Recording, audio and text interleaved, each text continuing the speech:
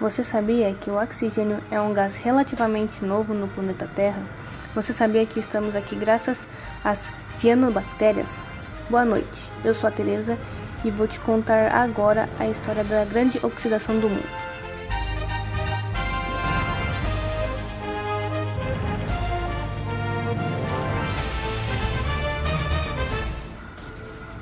Quando houve essa quantidade de oxigênio no mundo? O que era antes disso?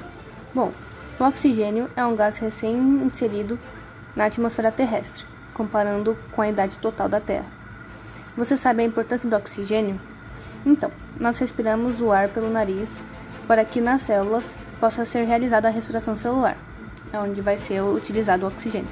Sem isso, sem o oxigênio, a célula não produz energia e morre, simples assim. Mas, por que eu estou falando isso? Para a gente refletir como a vida era com o oxigênio em baixíssimos níveis ou sem oxigênio na água ou na atmosfera. Bom, não havia organismos complexos como nós, seres humanos. Havia apenas seres unicelulares, devido a uma baixa energia produzida pelos próprios micro-organismos. Portanto, provavelmente a atividade predominantemente na Terra naquela época era anaeróbica. As bactérias anaeróbicas usavam os minerais para a produção de energia, como o ferro, que estava em grandes quantidades no oceano naquela época.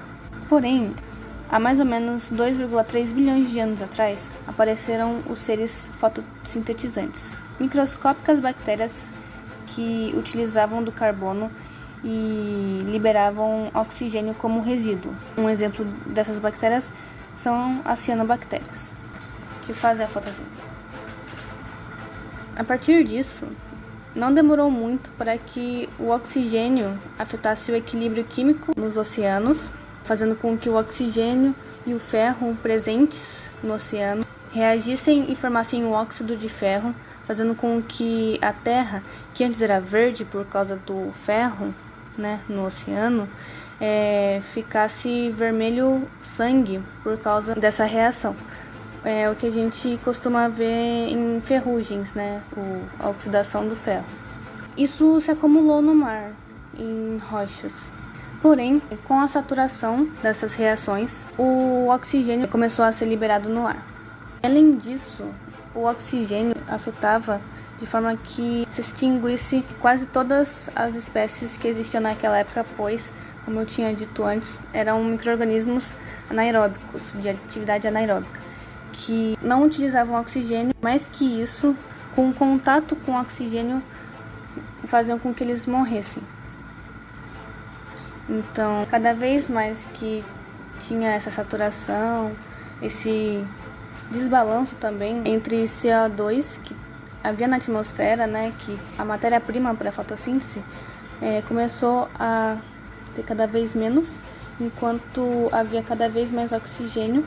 Depois do acúmulo e da liberação, houve cada vez mais oxigênio, matava cada vez mais bactérias anaeróbicas. Em contraste, as cianobactérias cresciam cada vez mais em quantidade, fazendo com que a quantidade de oxigênio se tornasse absurdo.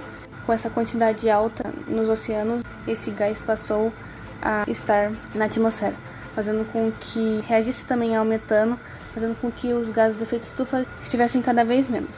O resultado disso é uma queda drástica de temperatura, pois os gases de efeito estufa eles retêm o calor no planeta, fazendo com que tenha uma temperatura média.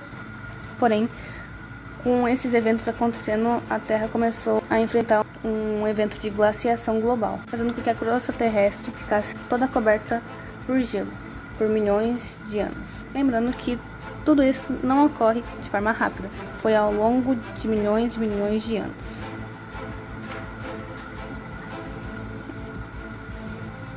E como que nós estamos aqui agora?